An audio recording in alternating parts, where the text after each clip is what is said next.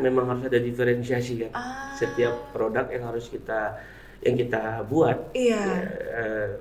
Ada walaupun value yang berbeda. ada value yang berbeda, Iya, ada betul. diferensiasi yang berbeda sehingga Oke. adalah keaslian dari produk itu seperti apa. Pantes jarang banget ya lihat Bujang Kurir. Iya. Maksudnya dia nunggu orderan gitu di suatu Nah, tempat gitu. Jadi kami tidak bekerja sama dengan UMKM yang menjual produk non halal. Jadi memang yang kami proses semuanya yang halal.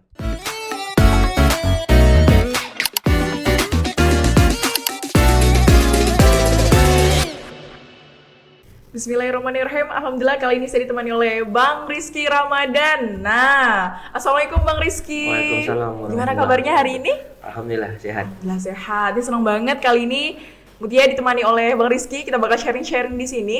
Nah, teman-teman, Bang Rizky seperti mungkin teman-teman bisa lihat bajunya di sini.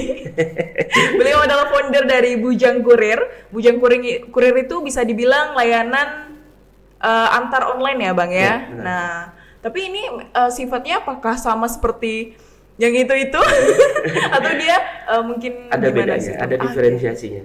Ah. Ada diferensiasinya. Jadi Bujang Kurir itu dari 2015 pertama kali berdiri itu memang concern untuk mensupport teman-teman UMKM yang ada di Kota Pontianak dan sebagian Kuburaya ya. Jadi diferensiasinya kita langsung bekerja sama dengan ratusan UMKM untuk mengantar produk olahan hasil makanan dan segala macam lah. Dan bukan hanya makanan saja ya, ada yang kria, ada yang fashion dan seterusnya lah. Oh, berarti hampir segala jenis ya yang produk UMKM. Produk kreatif lah. Oh, tapi memang fokusnya itu masih di daerah Kalimantan Barat? Iya, sementara ini ya doakan saja. Tentunya. Mudah-mudahan setidaknya bisa se-Kalimantan Barat saja dulu. Ya kan? Sementara ini kami di Pontianak dan sebagian Kuburaya. Oke. Ya. Jadi memang layanan Bujang Kurir di awal masih menggunakan dulu ada namanya BlackBerry Messenger. BBM. BBM, saya nyebutin platform ya. Dan pada akhirnya di tahun pertama, alhamdulillah kita bisa membuat satu aplikasi layanan pesan antar online dan dibuat oleh talenta-talenta anak-anak muda Kota Pontianak. Dikomandani oleh kebetulan salah satu dosen di universitas yang ada di Kota Pontianak ini, Pak Irwan. Jadilah aplikasi itu sampai sekarang. Jadi kalau ditanya sekarang apa sih Bujang Kurir itu, layanan pesan antar based on platform, aplikasi yang bekerja sama dengan UMKM, industri rumahan, partner bisnis strategis lainnya, dan pemerintah. Oh, wow, Masya Allah, ini keren banget. Berarti bisa dibilang Bujang Kurir ini memang fokusnya itu ke B2B ya Bang ya, lebih tepatnya ya? Lebih ke B2B, lebih ke B2B. Tapi emang nggak ada nih Bujang Kurir mungkin seperti yang di sebelah yang mungkin? Di sebelah ada, terutama yang mengenal kami di tahun-tahun pertama dan tahun kedua. Kami tetap prioritikan mereka menjadi customer-nya kami, konsumen kami. Jadi B2C juga ada, tapi hanya orang-orang tertentu saja. Wow. Berarti orang-orang pilihan dong. Yang memang sudah menjadi langganan lama ya. Jadi kawan bujang kalau kita bilang. Kawan bujang. Ya. Berarti kita nggak bisa yang baru-baru misalnya mau coba B2C dari mau pesan Bujang Kurir hanya untuk antar dan lain sebagainya itu pasti akan menunggu lama. Jadi kalau teman-teman saya juga bertanya kenapa nih Bujang ini tidak mau menerima orderan umum gitu ya, orderan umum gitu bahasanya benar-benar. Ya karena memang kami sudah ada orderan harian per batch-nya yang sudah kita setting gitu.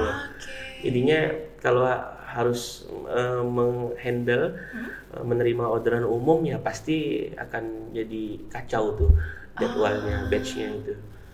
Nah, seperti itu dia. Ternyata berbeda ya kalau kita bandingkan dengan mungkin platform yang hampir sama ya. Memang harus ada diferensiasi kan. Setiap produk yang kita buat ada value yang berbeda. Ada value yang berbeda, iya, ada diferensiasi yang berbeda sehingga adalah keaslian dari produk itu seperti apa. Tidak hanya karena A, karena B. Iya. Kan banyak yang bilang bujang tuh kayak yang sini kah, kayak yang sini kah. Saya iyain aja. Tapi pas saat mereka coba kok nggak bisa umum, itulah bedanya sih. Nah, jadi kan mereka tahu sendiri tuh bedanya di mana gitu. Iya. Seperti itu. Kalau untuk karyawannya sendiri itu sistemnya jadi bagaimana, Bang? Karyawan kami, jadi kurir kami itu tidak freelance, bukan kurir freelancer, tapi semi karyawan. Jadi mereka bekerja, ada shift kerjanya. Mereka datang ke kantor, kami sediain base camp kurir di sebelah kantor kami. Kemudian mereka tunggu sebentar dan kemudian dapat distribusi order dari si operator kami. Terus mereka jalan tuh, tag sampai selesai shiftnya, ganti lagi sama shift yang sore. Ada base campnya juga? Ada, alhamdulillah ada. Tempat mereka briefing, ngopi, tidur, main game lengkap. Pantes jarang banget ya lihat bujang kurir. Maksudnya dia nunggu orderan gitu di suatu tempat gitu. Diferensiasi lagi. Kurir kami tidak mencari order. Kurirnya malah menangkap orderannya sudah ada ya. Jadi memang sudah ada dari kantor. Dengan kerjasama tadi itu ya, dengan UMKM, industri rumahan, partner bisnis strategik lainnya dan pemerintah tadi. Jadi memang sudah ada batch-batchnya. Jam sekian UMKM ini, jam sekian UMKM ini. Ini jadi lebih asik sih Bang, karena tentunya tadi udah dipakai per shift juga kan. Jadi mereka pun bisa memanajemen waktu mereka dengan baik kan. Benar. Nah, kalau mereka mau jalan lagi di sore hari juga boleh, nggak masalah, bantu-bantu yang sore. Mau cari tambahan Bang, silakan aja sih. Selama masih bisa kuat, sehat, ya kan? Iya, kalau mau kerja silakan aja saya bilang. Masya Allah, keren.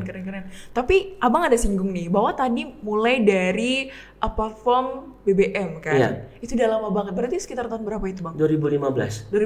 Bujang Kurir itu berdiri 2015, bertepatan dengan 1 Ramadan 1436 Hijriah. Kemudian dibuatnya aplikasi dan sudah mulai di 2016. Buat aplikasi di 2016. Wow, cepet juga ya? Ya karena bantuan dari tadi itu CTO. Jadi anak-anak muda itu saya kumpulin, yuk buatin aplikasi gitu. Bahkan bisa dibilang besar nggak buat aplikasinya? Enggak sih, karena saya berhasil membentuk tim gitu di situ. Membentuk tim dan alhamdulillah sampai sekarang yang buat masih ada bersama kami, menjadi salah satu co-foundernya. Saya angkat menjadi co-foundernya. 2015 sampai lah 2000 sekarang 2024 awal. Sudah sekitar berapa tahun ya Bang ya? Hampir 9 tahun. Hampir 9 tahun ya. Juli 2024 dia 9 tahun Bujang Kurir. 9 tahun, Masya panjang Allah. umurnya. Dan mudah-mudahan bisa lebih panjang lagi. Mudah-mudahan menguasai Kalimantan Barat dan seterusnya Indonesia kan. Insya Allah. Masya Allah, ini semoga cepat grow up ya. Seperti itu yang diinginkan memang. Karena memang bisnis memang harus tumbuh dan berkembang. Benar. Tumbuh dan berkembang. Jadi kalau hanya hanya setahun 2 tahun itu kan masih biasa saja. Lebih dari 5 tahun ya lumayan sustain. Tapi udah mulai nih arahnya mau kemana habis ini nih. Nah itu yang saya akui memang agak telat, tapi tidak ada kata telat. Tidak ada kata telat, tidak ada kata terlambat. Menurut saya yang penting kita tetap membawa manfaat dan bisa membuat sesuatu untuk kota ini, saya bilang. Itu aja sih. Berarti mudah-mudahan memang niatnya untuk doa teman-teman pelaku startup yang ada di kota Pontianak ini, supportnya juga UMKM ya bisa memotivasi kami lagi untuk lebih baik lagi. Wow, keren. Masya Allah, ini niatnya udah baik untuk memberi impact yang luas kepada masyarakat. Wajib itu. Bisnis kalau nggak ada manfaatnya apa? Dan tentunya bisnis muncul juga karena kebutuhan ya Bang ya? Kebutuhan saya sih awalnya. Nah, ngomongin soal itu, apa nih yang memotivasi abang kok diriin Bujang Kurir? Kenapa nggak coba bisnis lain mungkin? Boleh diceritain nggak? Tipis-tipis aja. Ya, cerita lama yang memang harus saya buka lagi. Oke. Tapi nggak apa-apa. Mudah-mudahan jadi motivasi untuk anak-anak Gen Z sekarang. Nah, untuk tidak cepat drop. Nah, atau itu. ya. Jadi gini, saya besar dan menghabiskan masa remaja saya itu di Jogja. 13 tahun di Yogyakarta, S1 dan S2. Tapi aslinya abang dari mana? Pontianak. Asli saya orang Pontianak. Karena permintaan orang tua saya harus balik ke Pontianak. Saya balik ke Pontianak. 2015 April. 2015 bulan April. Saya pulang ke Pontianak. Kemudian kondisi sudah berkeluarga ya, anak sudah 3 waktu itu. Pulang ke Pontianak kan otomatis kerjaan los, semua nggak ada. Jadi seorang bapak yang nggak punya kerjaan sama sekali nih. Kemudian mantau apa yang bisa dibuat di sini ya kan. Dan kebetulan waktu malam itu saya kelaparan. Udah malam. Kalau di kota Jogja kan ada platform aplikasi. Bukan yang besar-besar itu ya, yang buatan anak lokal juga. Yang bisa saya order makanan malam-malam gitu ya. Tapi kok di Pontianak kok nggak ada ya. Nah, kepintas di pikiran saya daripada saya diam-diam seperti ini, nggak menghasilkan sesuatu, saya mau buat usaha lah saya bilang. Dia nggak tahu startup ya waktu itu. Karena basic saya adalah psikologi. S1 saya psikologi, S2 saya psikologi. Nah, jadi mau buat usaha. Saya cerita sama istri, sama orang tua saya mau buat kurir. Ya, orang yang ngantar-ngantar itu. Apa namanya kira-kira yang pas? Bujang Kurir aja sih. Bujang kan anak laki-laki. Langsung terpintas tuh. Langsung terpintas beneran. Nggak pakai riset, nggak pakai apa gitu, nggak pakai apa. Beneran nggak ada cek di web nama Bujang udah ada apa belum ya, nggak ada. Pokoknya bener-bener kepingin aja buat usaha, buat usaha Bujang Kurir. Nah, ya kan, Bujang Kurir seorang S2, kemudian turun ngurir, kemudian beresin semuanya lah bisnis dan baru tahu semuanya tentang bisnis, tentang usaha. Dan 1 Ramadan saya rilis nih barang. 1 Ramadan. Dengan semaksimal saya, dengan kemampuan saya untuk mendesain. Dulu masih pakai BB juga desainnya. Saya nggak tahu nama aplikasinya sih, sudah lupa. Iya kan? Tapi kalau pin BB-nya masih ingat saya. 28 AFCD B9 masih ingat saya. Wah, masih ingat ya? History itu. BB-nya juga masih ada. Oh iya? Iya, nggak boleh dijual. Itu kan history. Iya juga sih. Nah, saya buat itu 1 Ramadan. Saya tungguin nih order nggak ada. Dan bulan pertama itu alhamdulillah 3 order aja. Dalam sebulan 3 order. Tapi sistemnya apa tuh? Masih pakai BBM. Enggak, bukan. Maksudnya apakah memang membantu UMKM pada saat itu? Itu waktu itu masih umum. Oh, masih umum? Masih umum. Saya pancing untuk sahur, pancing untuk buka. Nggak ada yang order. Ya, sampailah di Lebaran, almarhum bapak saya bertanya, masih kuatkah? Insya Allah kuat, saya bilang. Saya coba lagi di bulan kedua setelah bulan Syawal, setelah Lebaran, dapat 14 order sebulan. Sebulan 14 order. Nah, bulan ketiga dapat 24 order. Nah, di bulan keempat ada salah satu teman saya, wartawan di Pontianak Post, Ramses itu, yang nggak bisa saya lupain itu jasanya. Dia karena kekurangan berita dan saya lagi nggak ada order, lagi ngopi. Bang, itu apa sih bang? Kok abang bawa box kemana-mana? Bujang Kurir, saya bilang. Saya tukang antar-antar barang. Saya bilang gitu. Kita liput aja yuk bang. Diliput lah sama dia. Singkat cerita ya. Dimasukin lah koran. Di review lah gitu ya. Dibuat berita.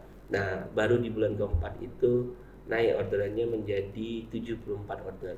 Dan mulai saya ajak teman-teman saya untuk bergabung bantu saya jadi kurir.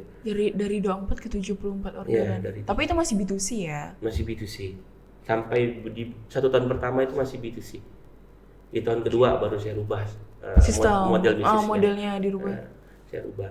Nah, sampailah sekarang yang 1 hari bisa ratusan. Masya Allah. Di atas 300-400 gitu. Iya, 300-400 pun tapi sistemnya UMKM kan? UMKM. Oh, UMKM itu ini loh, diam-diam aja tapi banyak uangnya loh. Nah itu. satu produk UMKM itu bisa mengantar 30 titik, 25 titik satu hari. Satu hari? Iya. Bayangin ada ratusan. Ada yang modelnya pre-order, ada yang modelnya memang ready kan. Nah, itu dia. Dari pertamanya 3 order. Jadi buat teman-teman di luar sana yang baru lulus S1, ijazahnya misalnya apa gitu ya, terus mau masuk bekerja, mikirnya nggak sesuai dengan bidangnya, ya kan? Tapi kita kan lapar, kita butuh makanan, betul nggak? Kita butuh hidup, jangan malu dengan pekerjaannya. Jadi kalau menurut saya sih ya kerjain aja, nanti ada jalannya itu. Nah barulah setelah 2 tahun setelah saya merintis Bujang Kurir ini, nah ijazah saya kepakai juga tuh. Alhamdulillah sekarang saya jadi salah satu dosen di prodi psikologi Universitas Muhammadiyah Pontianak. Nah barulah kepakai itu yang saya bilang tadi 2 tahunnya saya ngurir, saya ngadmin, saya desain, saya memperkenalkan kemana-mana, kepanasan, udahlah lengkap semua. Kemudian diterima jadi dosen ya? Dosen, nah barulah saya memulai lagi untuk membuat tim lagi lebih bagus lagi. Jadi, berarti saat ini tentunya abang selain fokus sama Bujang Kurir juga ngedosen tentunya? Iya, ngajar. Itu tahun berapa bang? 2018 ya? Jadi dosen tetap di Muhammadiyah. Wow. Nah, baru 2018, jadi dari 15, 16, 17 sampai 18 Desember. Iya. Nah, 2018 Desember itu saya masih ngurir. Nah, masih ngurir saya. Nah, setelah di dosen baru nggak lagi ngurir. Dimarahin sama kurir-kurirnya. Abang nggak boleh lagi ngurir, dia bilang. Kenapa? Bang sedang-sedang bang, dosen masa ngurir, dia bilang. Padahal kan emang udah terbiasa di jalan. Iya. Jadi rindu kan, boleh kan kalau rindu kan? Iya, jadi, betul juga. Waktu di awal-awal itu saya sempat posisi di dosen. Iya. Bulan puasa kita dapat orderan mau lebaran kan parcel banyak. Nah itu kan saya bantu turun. Ngurir. Senangnya minta ampun itu. Jadi nostalgia dong, nostalgia. Nah, ngomongin Bujang Kurir nih, mungkin boleh tim kamera untuk tampilan Instagramnya. Ini mungkin sedikit lambat ya nampilin. Jadi mungkin, di sini ada Bujang Kurir. Ada pesan abang antar. Mana? Oh iya, ada pesan abang antar. Wah, mencari saya karena kecil tulisannya. Ada pesan abang antar dan berdiri sebenarnya tuh sejak 18 Juni 2015. Biasanya saya bilang berdiri sejak adik membutuhkan. Itu belajar sendiri tuh. Copywriting seperti itu tuh nggak ada. Wow, berarti ini abang yang bikin sendiri dari awal? Iya, saya yang buat pertama kali. Dan alhamdulillah sampai sekarang mudah-mudahan nggak dihack. Amin. Wow. Saya buatnya pertama kali ini Bujang Kurir. Ini masuk Instagram itu berarti sekitar tahun berapa bang? Masih ingat nggak? 2015 juga. Jadi kalau ditarik ke bawah itu ya, sampai yang mungkin yang pertama itu kan udah berapa ribu tuh postingannya, 16.000 kan? Iya, 16.000. Di bawah itu foto-fotonya, misalnya saya beli gado-gado atau beli pecel, saya foto order oleh kakak ini, diantar oleh saya, terima kasih, setiap hari begitu. Saya kerjain bener-bener ini barang. Iya. Ini juga keren juga ya desainnya ya. Memang kuning-kuning jadi mirip platform sebelah juga itu. Padahal kuning kita udah lama loh dari pertama. Nah itu. Ada kuning hitam kalau kita. Iya, kuning hitam ya. Wow, ini jadi teman-teman yang mungkin mau follow ya kan, biar tahu kayak gimana nih Bujang Kurir seperti apa gitu. Karena biar gimana pun dia sangat different ya, value-nya beda sama platform sebelah. Saya bisa bilang berani dan berani mengatakan beda emang semuanya. Beda ya. Wow, ini mantep banget. Dan memang ini ikoniknya Bujang ya. Bujang. Berarti nggak ada driver cewek dong? Dulu sempat ada. Oh ya? Karena ada yang datang mendaftar untuk boleh dong bang, bantu saya perlu jadi kurir. Saya coba bertahan 3 bulan aja. Nggak tega juga kita. Iya, nanti kan jadi Dara Kurir. Iya. Kalau di Pontianak itu kan ada bujang, ada dare, ya kan? Bener. Bujang kurir. Nah ini kita luruskan dulu kalau bujang kurir nih, teman-teman, di Pontianak itu artinya pria muda dewasa ya, Bang ya, remaja-remaja. Nah, yang penuh semangat. Nah kalau di Pontianak dia makanya bujang ya, Bang ya. Terus kalau ceweknya itu namanya dare. Nah ini mungkin kita luruskan dulu ya, karena takutnya gini Bang, di mungkin daerah lain artinya beda kan. Bener. Nah takutnya beda, jadi kita luruskan dulu, makanya harus nonton sampai habis podcastnya ini. Wah iya asik. Tapi tantangan dalam bisnis ini nih apa Bang? Tantangannya karena kita lokal, ya kan. Kemudian dunia bisnis dan dunia startup khususnya tumbuh dan berkembang pesat, ya, sangat otomatis ada pemain-pemain besar, ya, pemain-pemain besar yang dengan modal yang besar juga, ya kan, masuk ke kota kita. Itu kan tantangannya menuntut kami yang lokal tadi ini untuk terus berinovasi dan berkreativitas, punya kreativitas dan inovasi, sehingga bisa setidaknya menjadi tuan rumah ya, menjadi jagoannya di kandangnya sendiri, di sungainya sendiri gitu loh, di Sungai Kapuasnya sendiri. Nah itu tantangan paling terbesar saya sekarang ini, membangun platform ini untuk ya memang benar-benar bisa dikenal, ini loh produknya orang anak-anak Pontianak, ya kan, produknya Kalbar gitu. Itu tantangan terbesarnya saya, membangun ya tim, membuat inovasi yang baru. Nah itu. Biar ikoniknya itu kalau pesan antar online ya bujang kurir gitu. Iya, kalau UMKM ya bujang kurir. Iya, bujang kurir, gak usah kemana-mana, udah bujang kurir aja gitu. Ya, ikonnya Pontianak itu ya bujang kurir. Iya, soal harga ya udah nanti bisa kita omongin lah gitu. Kita ikutin aturan pemerintah aja, regulasi pemerintah ya. Semuanya kita ikutin regulasi pemerintah, dan sampai detik ini alhamdulillah bujang juga sudah disupport oleh pemerintah kota dan provinsi. Ya, kami juga beberapa kali mendapatkan penghargaan, termasuk penghargaan dari Presiden lewat Menkominfo, lokal championnya Kota Pontianak, karena berhasil membangun ekosistem delivery B2B dengan UMKM dan membantu UMKM memasarkan produknya. Itu di tahun 2021. Nah, di tahun 2021 juga kami juga mendapatkan penghargaan dari Bapak Gubernur kita, Pak Sultan Miji, karena berhasil mendistribusikan sembako, paket sembako untuk masyarakat-masyarakat yang terdampak COVID waktu itu. Nah, jadi memang kerjasama kita dengan Dinas Pangan, ya. Kemudian kalau sekarang 6 bulan yang lalu kayaknya kita sudah bekerja sama dengan RSUD Dr. Sudarso. Pengantaran obatnya kita yang handle. Nah, kemudian di rumah sakit swastanya, rumah sakit ABK, dan yang terbaru dengan Dinkes Kota Pontianak untuk pengantaran sampel darahnya. Nah, jadi itulah support dari pemerintah provinsi untuk bujang kurir yang lokal tadi. Nah, wow, keren. Jadi memang udah ada kerjasama juga dengan pemerintah ya, dan dukungan tentunya. Rumah sakit pemerintah maupun swasta. Wow, keren. Nah, kalau kita udah ngomongin bujang kurir, ini kan bujang kurir apa ya, bisa dibilang lokal, dan dari abang sendiri loh ternyata yang menjalankannya gitu, dari segi ngantarinnya, terus gimana nih mungkin bahasa-bahasa copywriternya dan lain sebagainya ya. Memang dari kecil gitu. Tapi untuk modal itu sendiri bujang kurir itu gimana Bang? Nah, inilah ya, saya juga bilang, saya pernah baca dulu, kalau bisnis tanpa modal itu bisa.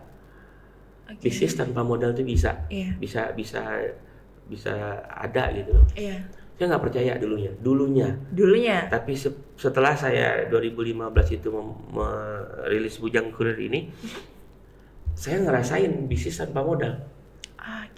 Tanpa mengeluarkan uang sepeser pun. Ini real, saya nggak pakai bohong. Jadi saya nggak punya yang namanya laptop, saya nggak punya namanya handphone yang dulu BlackBerry, ya, belum ada. nggak ada malah, nggak ada ya. Jadi handphone saya masih biasa-biasa aja. Saya punya ide saja, kebetulan co-founder saya yang punya semuanya. Udah, idemu terlalu liar, dia bilang idemu terlalu membingungkan. Nah, ini handphonenya, ini laptopnya, belajar sendiri. Berarti beliau yang memberikan fasilitas itu ya? Iya, di awal. Nggak bisa saya lupain itu. Adam itu co-founder kami. Nah, jadi memberikan bantuan alatnya dan segala macam. Nah, saya kerjain sendiri. Jadi kalau dibilang ada modal berapa ratus ribu, berapa juta, tidak ada. Yang adanya itu hanya ya wajar kalau pulsa ya. Pastilah pakai data ya. Maksudnya kan modal di sini kan modal yang besar. Bangun aplikasi berapa juta. Nah, tadi saya bilang di awal, bangun aplikasi saya gratis.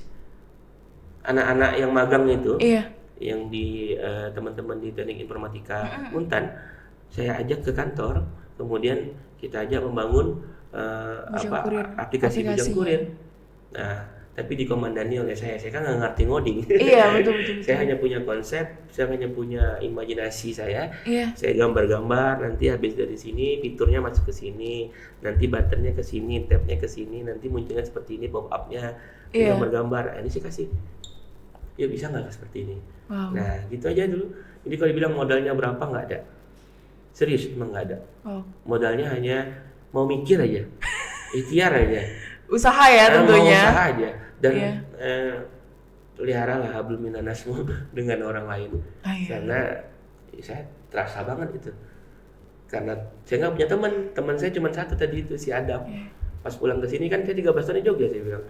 Teman dekat saya cuma satu orang itu, dan dialah yang mensupport saya. Wow. Ada pun banyak teman di Jogja ya pastinya. Teman saya di Jogja, saya udah kerja di Jogja dulu. Udah lumayan sustain gitu, sustainable di Jogja, udah enak gitu loh. Wow. Mantap. Begitu dia. Nah, tapi untuk Abang sendiri gimana nih Abang menerapkan prinsip-prinsip Islam di dalam sistem Iya. Saya beragama, saya Muslim. Jadi saya harus menerapkan prinsip-prinsip berdagang ala Rasulullah ini. Jadi waktunya sholat ya sholat. Jadi di Bujang itu pelanggan sudah tahu. 5:30 jam 17.30 sampai 18.30 Bujang Kurir itu off delivery. Off delivery untuk apa? Istirahat, sholat, dan makan. Kalau di jadwal sholat wajib yang lainnya, mereka berhenti ngekat, itu dibolehkan. Dan tidak boleh malah tidak ada sholatnya. Jadi mereka ngekat, bang, izin bang, saya cut sebentar mau sholat. Silakan, zuhur atau asar itu. Hari Jumat juga seperti itu, jam 11 sampai jam 1 itu kan biasanya jadwal sholat Jumat. Karena kami bujang semua. Laki-laki semua ya. Laki-laki ya pasti ke masjid. Dari jam 11 sampai jam 1 itu jadwalnya anak-anak untuk sholat Jumat. Kita stop kan delivery. Itu. Kemudian hari besar Islam kami libur. Pasti libur. Dan yang di bisnis kami di Bujang pelayanan end to delivery, kami tidak melayani makanan-makanan yang non halal. Oh ya? Ya, tidak. Terus kalau UMKM yang memang jualan non halal misalnya? Tidak.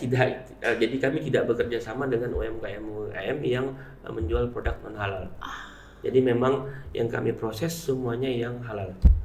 Itu menjadi prinsip saya. Dan setiap Jumat penghasilan kami selalu kami sisihkan untuk surau-surau terdekat. Bukan untuk masjid ya, surau. surau yang terdekat yang membutuhkan. Setiap hari Jumat. Bukan omset tapi full semuanya. Setiap hari Jumat. Itu sih kalau prinsip-prinsip yang digunain dalam Bujang Kurir. Prinsip-prinsip Islam gitu ya. Nah, selebihnya ya saya nggak berhenti bilang sama anak-anak, ikhtiar aja, rezeki sudah ada yang ngatur, nggak mungkin nggak dapat rezeki kita, saya bilang gitu. Tapi rata-rata umurnya berapa bang? Nah sekarang trennya ini yang masuk ke Bujang umur 40-an ke atas malahan. Oh ya? Iya. Dari 25-an ke atas sampai 40 tahunan ke atas. Justru yang muda-muda ini yang mau banyak keluar dari Bujang. Justru yang agak-agak dewasa ini yang lebih loyal ya? Lebih loyal ke Bujang sekarang. Wow. Keren. Malah justru yang ini ya, yang muda-muda yang sebenarnya butuh kerjaan biasanya. Nah itu dia, makanya saya juga bingung sama teman-teman sekarang ini gitu loh. Ya mungkin karena perubahan zaman, perkembangan teknologi ya juga sedikit banyak mempengaruhi mindsetnya anak-anak muda zaman sekarang. Tapi saya juga nggak bilang mindsetnya jelek, karena banyak juga di luar sana anak-anak muda yang mindsetnya luar biasa.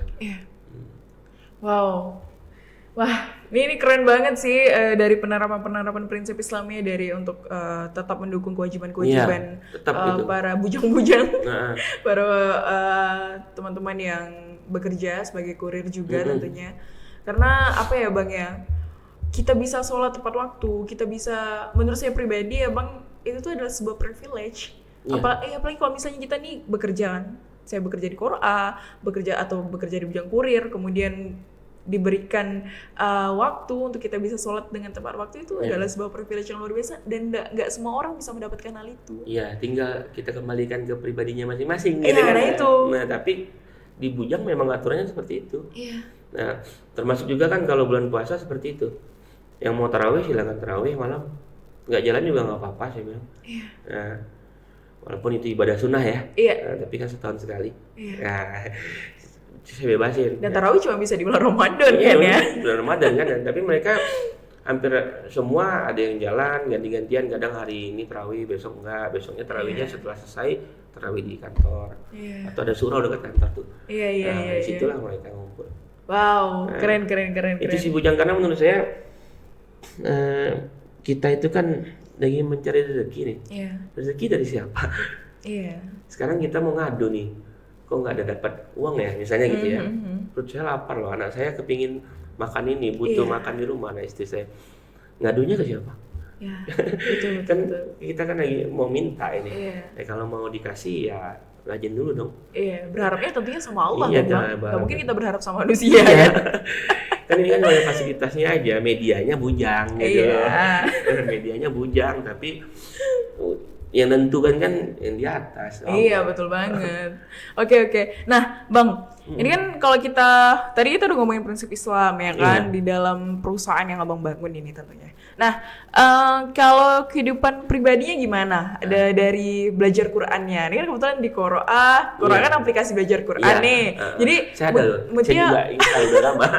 Mutia juga penasaran gimana nih, Abang kan sibuk ngedosen juga, ngurus usaha juga yang bukan usaha kecil-kecil lagi dah nih bujang kurir gitu kan. Di sela kesibukan Abang tuh gimana tuh Abang menerapkan belajar Qur'annya? Saya besar di keluarga yang lumayan menerapkan prinsip-prinsip ajaran agama Islam. Dan saya juga bersekolah di madrasah semuanya dari SD sampai ke aliyah. Bahkan kuliah kan saya di Ahmad Dahlan juga, di Muhammadiyah. Besar dalam lingkungan nuansa suasana Islami. Nah, jadi memang almarhum bapak saya itu kan dari saya zaman SD sudah masukkan, kalau saya ya, udah masukin saya ke TPA dulu. TPA jalan kaki, dia zaman dulu itu lah kan. Kalau bulan puasa minta tanda tangan khutbah segala macam, subuh tuh kuliah subuh. Ya masuk remaja Islam, nah itu ya. Nah, kebiasaan saya itu yang saya terapkan di rumah tangga saya sekarang, di keluarga saya. Jadi sibuk tapi pasti saya sempatkan untuk maghriban itu di rumah. Ini yang agak berbeda nih. Biasanya kan maghrib di masjid gitu ya. Anak-anak saya ini masih kecil.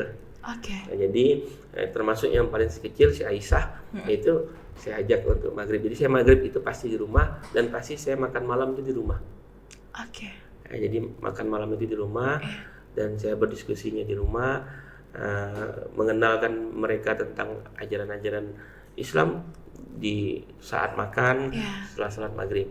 Nah, setelah itu saya mau kemana-mana ya silahkan. Nah, khusus untuk pengenalan Al-Quran sendiri. Nah, memang saya lebih mau di anak-anak saya ini paham dulu dengan Al-Quran, bisa dulu baca Al-Quran. Ya, Al-Fatihah harus orang tuanya yang ngajarin.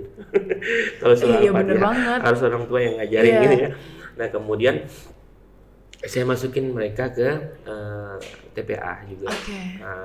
Baru mereka les-les yang berikutnya. Jadi yang sekarang yang nomor 3 ya mau masuk sekolah sepak bola, ngikutin abangnya. Si Al-Ghazali mau masuk sekolah mau masuk sekolah sepak bola. Nggak boleh. Kenapa ya? Iqro'mu aja belum beres. Jadi ada motivasinya dia tuh. Ya, kalau abangnya abangnya udah Quran besar. Wajar saya masukin SSB. Jadi kalau Al belum boleh. Ya karena kamu belum selesai Iqro'nya. Kalau kamu udah bisa ngaji, baru kamu ayah masukin ke sekolah sepak bola. Jadi dia termotivasi Termotivasinya, mulai tuh ya laporan tiap hari ya. Maghrib tuh laporan. Tadi sama ustazah sekian, sampai sini, mana coba ayah. Nah, terus kebetulan juga untuk mendekatkan anak-anak saya dengan bonding. Saya masukin mereka ke sekolah Islam semuanya. Jadi tiap hari udah terbiasa dengerin mereka teriak-teriak ngapalin surat pendek. Tadi malam dia ngapalin surat apa ya? Aduha si Al-Ghazali ngapalin. Masya Allah. Aduha. Kalau itu umurnya udah berapa tahun? Al-Ghazali kelas 2. Masya Allah. Si Yusuf yang nomor 2 itu kelas 5. Si kakaknya kelas 3 sanawiyah. Yang si paling kecil baru 3 tahun. Tapi kalau yang sholat pasti ngambil mukanahnya duluan dan punya sajadah sendiri yang kecil ya? Diganggu, ya. Aisyah. Yang Aisyah itu ya, Masya Allah. Nah, jadi kalau bagaimana menerapkan Al-Quran ya, mereka juga baca terjemahannya kan? Apa itu arti? Misalnya tadi malam ad-duha, apa itu arti ad-duha? Nah, kemarin ada yang ngapalin al-asri, wal-asri, al-as. Ya, apa artinya itu? Ya, kan? Demi masa ini. Ya. Bahkan itu kan ada lagunya Bang. Oh iya. Jadi penerapannya lebih ke situ sih. Saya juga mendampingi mereka. Saya nggak mau kehilangan momen itu. Saya nggak mau kehilangan momen mengenalkan agama di usia dininya. Apalagi peran ayah di sini pun juga lumayan besar ya Abang ya. Abang tiap maghrib usahain untuk menjadi tradisi tetap pergi ke rumah, makan di rumah dan juga tidak melewatkan waktu bersamaan untuk belajar ngajarin Qurannya ya. Palingan ya kalau seminggu ada sekali saya nggak makan di rumah karena rapat mungkin. Karena memang ada uzur yang memang tidak bisa kita pulang ya. Tapi kalau memang udah biasa seperti itu, 5:30 saya udah standby di rumah. Udah mulai itu. Masya Allah, ini keren-keren banget. Nah, kebetulan nih Bang, di Quora itu dia ada aplikasi, dia ada fitur maksud saya, namanya Quora Family. Nah, Quora Family di sini. Nah, Quora Family kalau mungkin Mutia jelaskan sedikit mengenai Quora itu kan sebenarnya adalah aplikasi belajar Quran ya Bang ya, yang bisa membantu kita belajar dari awal pengenalan huruf hijaiyah sampailah di satu hafalan yang dikoreksi langsung oleh Ustadz. Sampai tajwid-tajwidnya ya. Nah, bener banget. Nah, kemudian juga ada memang murojaah yang dikoreksi oleh AI atau artificial intelligence. Nah, di sini Quora Family itu memang dikhususkan untuk keluarga, Bang. Jadi bisa diakses itu maksimal oleh 5 anggota keluarga, terdiri ayah dan bunda sebagai seorang admin, kemudian juga ada ketiga anggota anaknya. Nah, kalau biasanya kan mungkin Abang yang pakai Quora sekarang itu kan akunnya cuma satu ya? Satu. Dan Abang nggak bisa akses ke akun anak-anak, nggak bisa kan? Nggak bisa. Bisa kalau misalnya lihat ponselnya. Ponselnya. Nah, kalau misalnya cuma di ponsel Abang sendiri kan saat ini belum bisa kan? Belum bisa. Nah, alhamdulillahnya Quora itu sudah memunculkan itu Bang, sehingga orang tua itu bisa memonitoring anaknya secara langsung untuk proses belajarnya. Nah, contoh di sini kan Bang, di sini ada salah satu anak namanya Ziyad. Nah, Abang bisa lihat di situ bahwa wah ternyata sudah terakhir belajarnya 2 jam yang lalu. Jadi di tengah kesibukan Abang. Pas nih berarti nih. Nah, di tengah kesibukan Abang dan istri, tetap bisa memonitoring untuk proses belajar Quran anaknya. Jadi mungkin ya bisa dibilang kalau tadi Al ataupun Yusuf mungkin tidak perlu untuk ayah saya sudah murojaah. Tapi itu pembuktian. Perlu apresiasi juga. Apresiasi perlu. Maksudnya mungkin sebenarnya ayah udah tahu. Ayah udah tahu gitu. Ustazahnya juga ngelapor kan. Iya.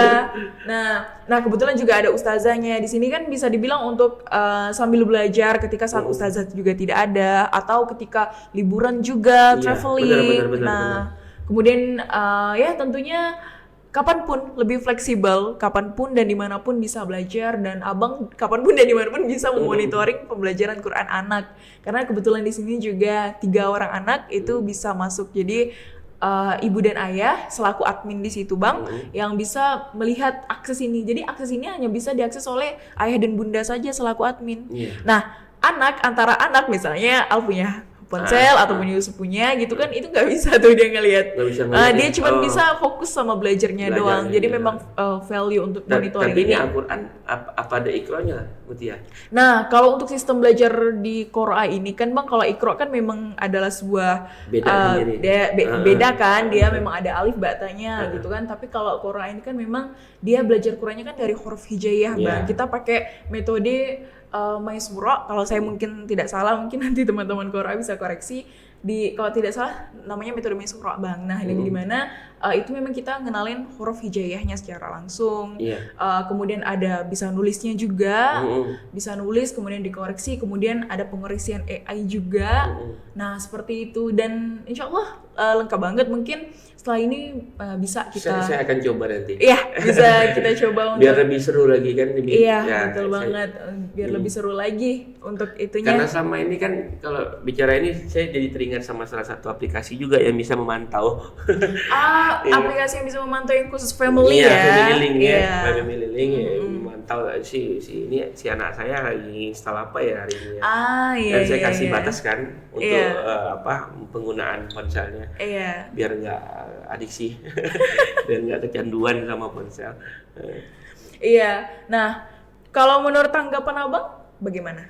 Bagus ini, saya akan, makanya saya bilang saya akan coba ya di sini, saya bilang biar nanti seru juga dianya, ya kan, selain akan menambah interaksi saya dengan anak, ya kan, akan bertanya ini tadi ngapain nih, gimana ya kan, dan saya juga akan dapatkan pengalaman baru kan dengan progres belajar monitoring ini kan. Nah, insya Allah akan saya coba nanti.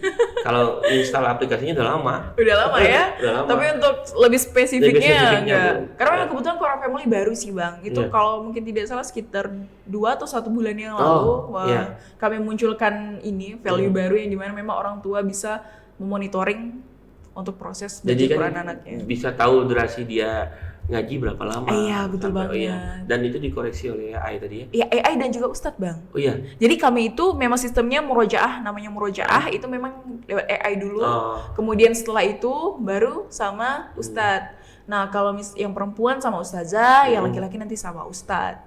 Nah, seperti itu. Jadi insya Allah akan saya coba nanti. Karena seru pasti ini saya bilang.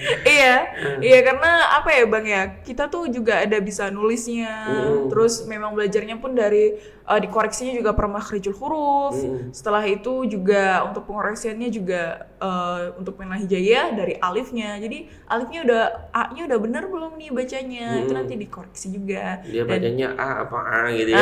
Itu antara alif sama ain gitu. Nah, itu nanti malah jadinya gitu kan. Iya, benar. Nah, kemudian lengkap juga kan sama tajwid dan tahsinnya juga gitu. Insya Allah akan saya coba nanti. Karena aplikasi yang family link aja udah seru gitu. Serunya apa? Ya tambahin ini dong waktu, enggak. itu kan serunya kayak gitu tuh. Apalagi ini kan saya bisa mengoreksi, ya setidaknya ada komunikasi yang dibangun juga nantinya karena penting sekali. Tapi abang ada ngasih batasan waktu kira-kira biasa sehari berapa lama untuk anak main handphone? 5 jam. 5 jam ya? Udah nggak bisa lagi dia ngakses. Habis itu udah nggak bisa lagi? Enggak, mau dia weekend, mau dia apa, saya nggak mau 5 jam. Saya nggak mau. Meskipun weekend? Meskipun weekend. Saya 5 jam. Lebih bagus saya menghabiskan waktu sama dia. Nah, karena dia senangnya, hobinya kebetulan sama nih senangnya. Apa tuh? Main bola. Di depan itu main bola sama sepeda. Oke, pantas yang nomor 3 ya tadi ya? Nomor 3. Nomor 2, 3. Kan 2 cewek, 2 cowok. Iya. Nah, yang perempuan bundanya yang nemenin main. Jadi memang saya sudah membiasakan untuk tidak dari kecil ya. Tidak memberikan ponsel itu sehingga dia adiksi dengan.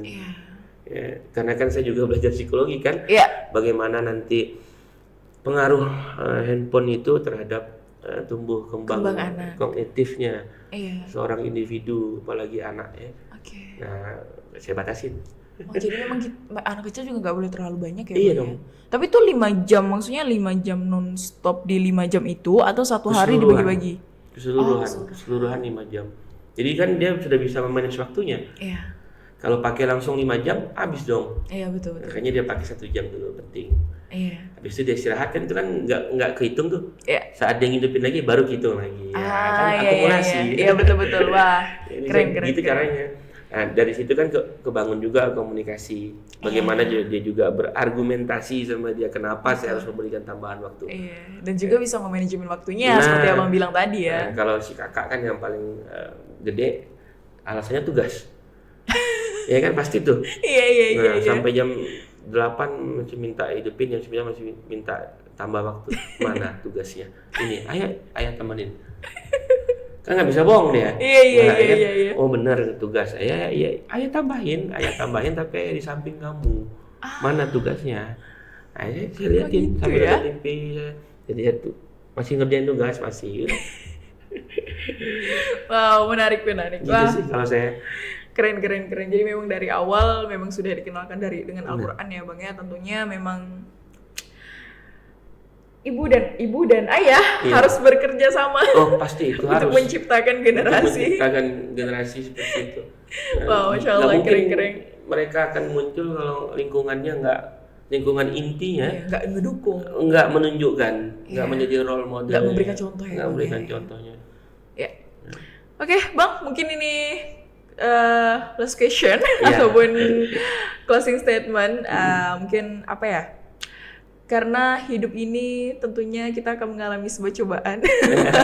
Ujian. Mungkin boleh nggak Abang berikan sedikit pesan kepada teman-teman kita yang lagi mendengar podcast kita tentang kehidupan ataupun tentang bisnis. Tentang bisnis ya. Ini nama Al-Usri Yusra saja. Habis dapat satu yang nggak enak, pasti kan akan dapat sesuatu balasan yang lebih bagus lagi gitu. Jadi yang dapetin ujian ya bersabar saja ya, dan bagaimana cari cara untuk melewati ujian tersebut dengan cara-cara yang baik pula, yang benar pula. Kemudian untuk teman-teman bisnis startup, ya memang yang paling penting itu dari semuanya itu bukan bicara melulu tentang uang, tentang gadget, tentang style, bukan. Tapi tentang konsistensi. Nah, karena menurut saya konsistensi itu penting sehingga orang akan trust sama kita. Percaya sama kita dan tentunya setelah percaya, kalau orang udah percaya pasti akan memberikan bantuannya itu juga dengan nggak main-main gitu. Nah, saya sih percaya itu aja. Dan masalah rezeki memang sudah diatur. Ya, benar. Nggak usah dipikirin lagi, yang penting udah ikhtiarnya belum maksimalkan lagi ikhtiarnya. Wow. Doain aja lagi gitu. Wow, Masya Allah. Bang. Itu sih pesan saya untuk anak-anak muda zaman sekarang, dan jangan cepat putus asa, ngedon gitu loh. Resiliensinya harus karena setiap individu kan bangkitnya tinggi, beda ya. Resiliensinya harus tinggi dan selalu berpikir positif aja. Itu sih kalau dari saya. Menarik, Masya Allah Bang. Yang berpikir baik-baik kan hasil menghasilkan baik-baik. Karena betul. Kesulitan tadi saya bilang, dari segala kesulitan habis itu pasti akan kemudahan. Pasti akan datang kemudahan. Betul. Quran surah Al-Insyirah ya Bang ya, Masya Allah. Alhamdulillah Bang, jazakallah khairan. Jazakallah khairan atas waktu dan sharing-sharingnya. Semoga teman-teman yang mendengar insya Allah bisa mendapatkan manfaatnya dan juga tercerahkan untuk apa tadi. Balik lagi dari awal sampai akhir Abang bilang, untuk anak muda jangan mudah untuk down. Nah, tetap konsisten pada apa yang sedang kalian kerjakan, maka insya Allah kedepannya usaha tidak akan mengkhianati hasil. Nah, baik, menjaga wajada juga ya, siapa yang bersungguh-sungguh maka juga akan berhasil tentunya. Oke, baik, terima kasih teman-teman yang sudah menonton. Apabila ada salah dari kalimat atau tingkah laku, kami mohon maaf. Dan wassalamualaikum warahmatullahi wabarakatuh.